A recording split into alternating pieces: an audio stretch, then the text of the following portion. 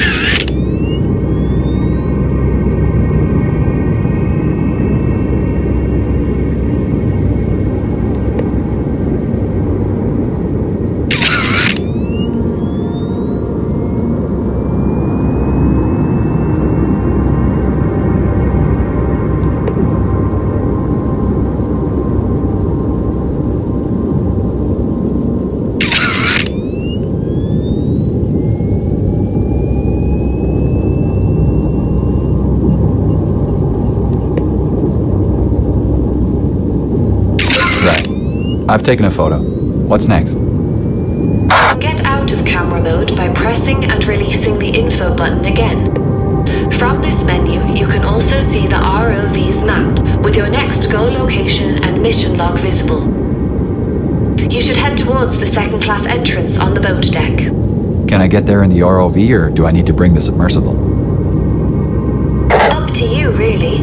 The range on the ROV is enough to cover the entire stern, but you might like to use the submersible to light up your photographs better. To get back into the submersible, press the return button. Right. I'll head to the second class entrance now. You might like to swing past the starboard side before you head up to the boat deck. You can kind of see the turbine and dynamo engines through the missing hull.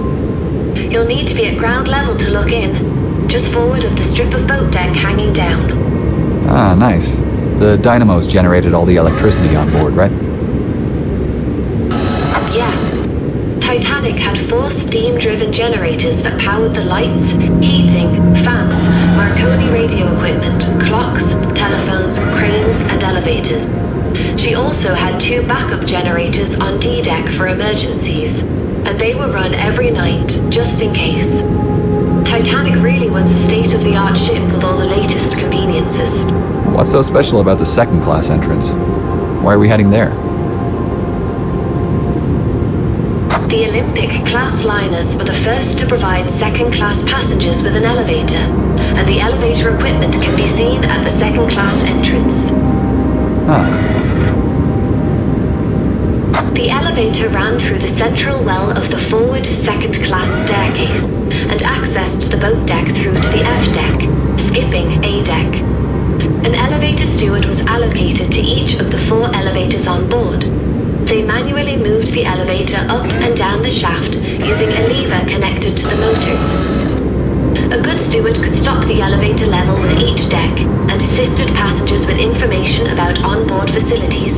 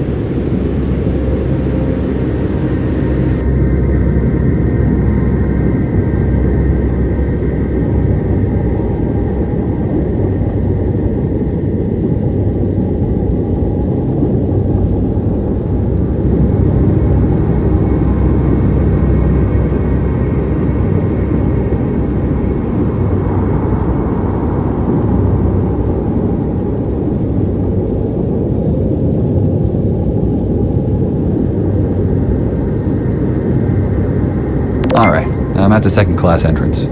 It's not in great shape. The walls of the entrance are propping the equipment up, but it's leaning to port and unstable. Be careful not to get too close when taking the photograph. Right.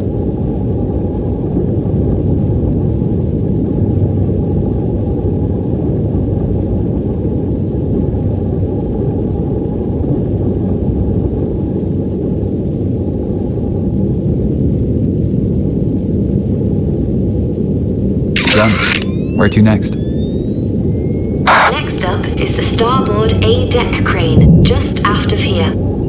I've updated your map and mission log. I'll head there now. I didn't realize any cranes survived on the stern. Yeah, this is the only one still attached. It was electric, like the other cranes on board, and was used to access the number 4 hatch on B-deck. The stern holds 4, 5, and 6 were mostly used for storing third-class baggage and refrigerated food supplies. Right.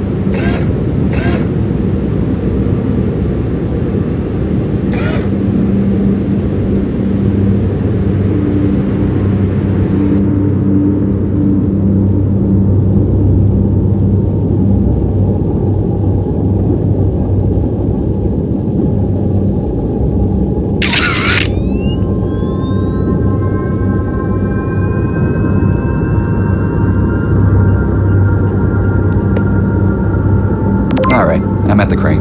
I'll get the camera ready.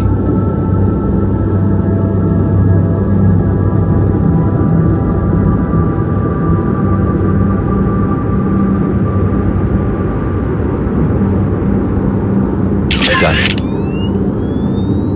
Great. Onto the aft mast. Like the foremast, the aft mast has collapsed, but you'll see it's fallen to port and leaning over the edge of the B-deck hull. Leaning to port? Was that from the impact?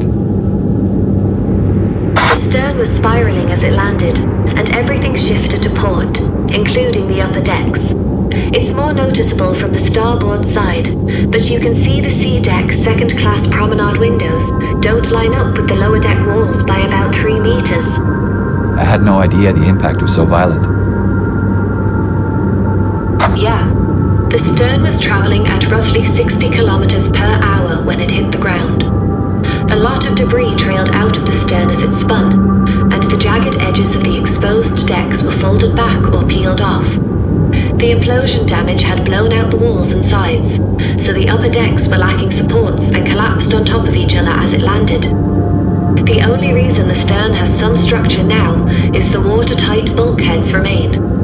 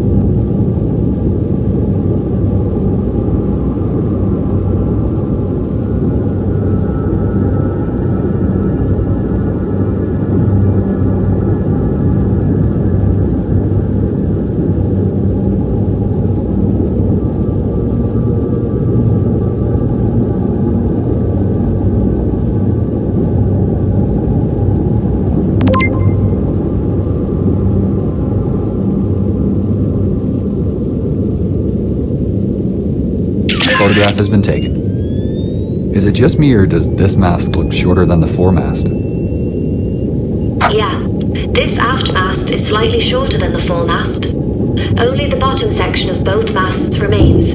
The top 4.5 meters were teak and have since disintegrated. Okay, what's next? We're heading aft again. Over to the starboard side this time. I'll mark it on your map. What should I be looking for?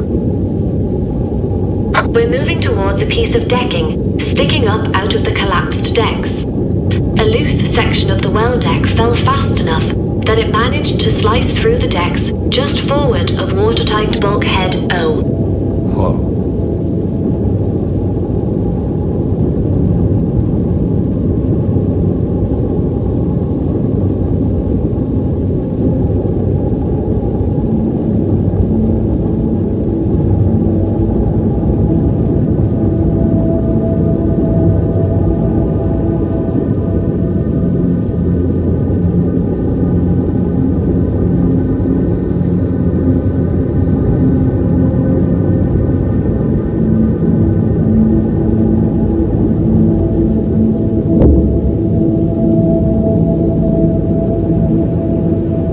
Yeah, it's a bit too unstable to go any further.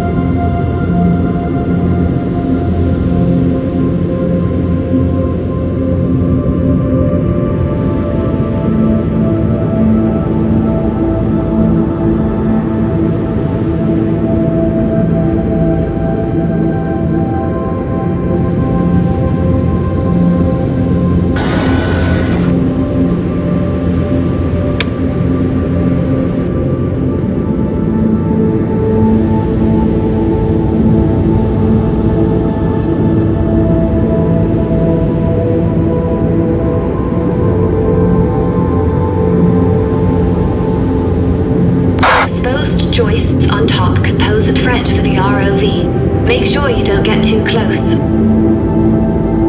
Right, I'll keep my distance.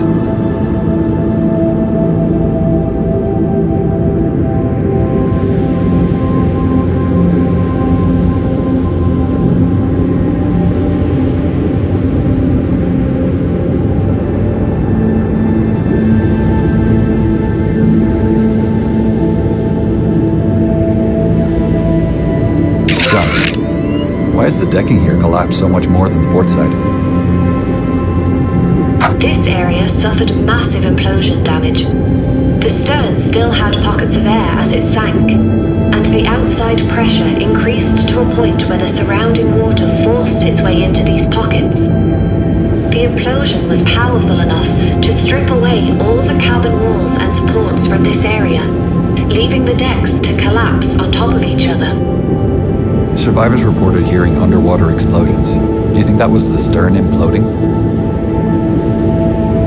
Yeah, that's the current opinion. Ships don't go down quietly. Okay, what's next? We've been asked to recover a tile from the decking just aft of here. There is a small pile of tiles from the third-class general room, and we can grab one from the top of the pile.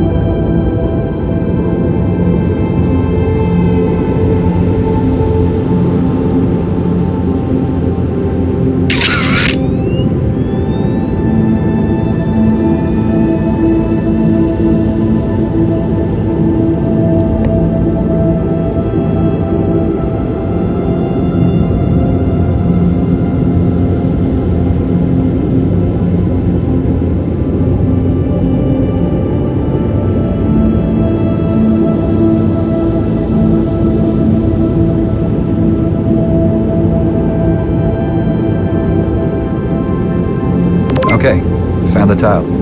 I just need to pick it up by holding down either the left or right mouse button to interact.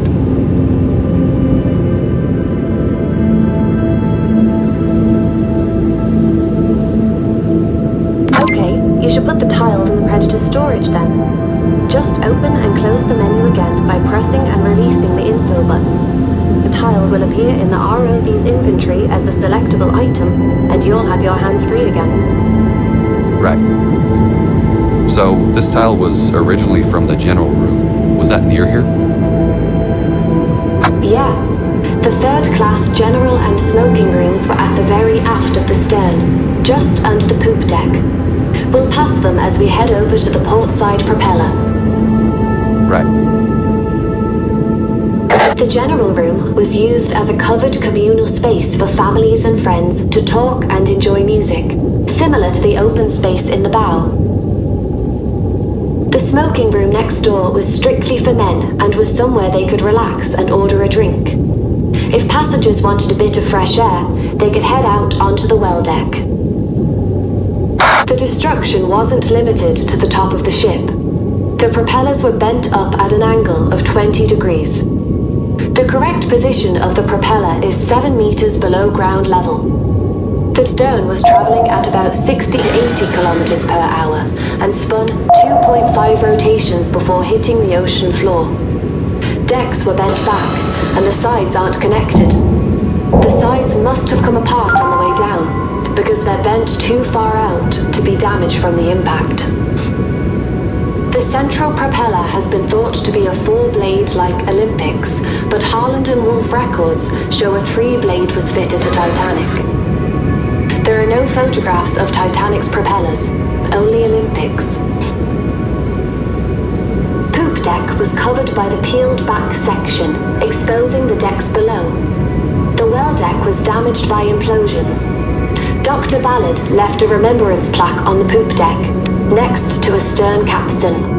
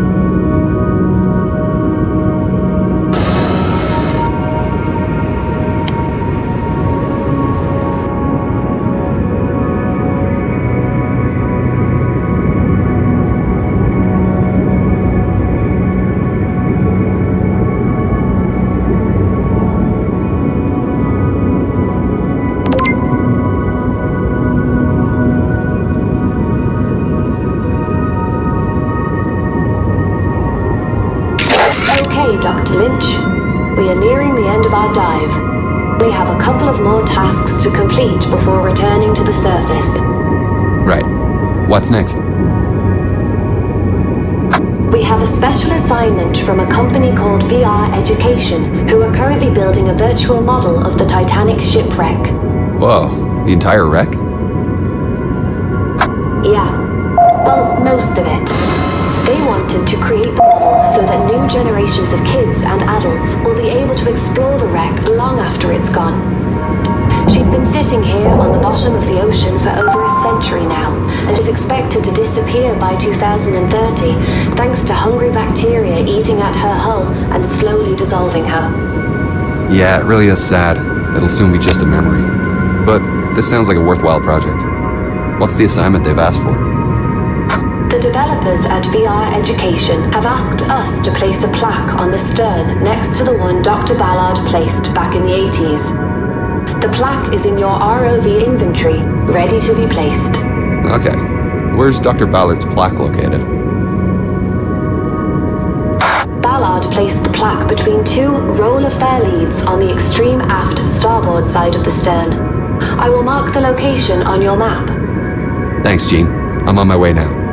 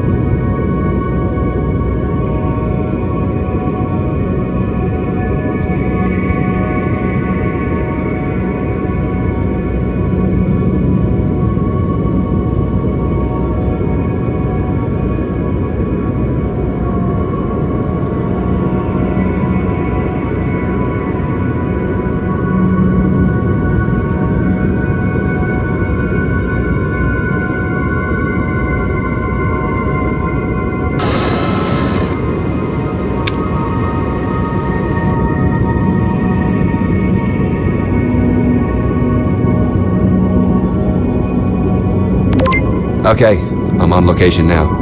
I can see Dr. Ballard's plaque. Great.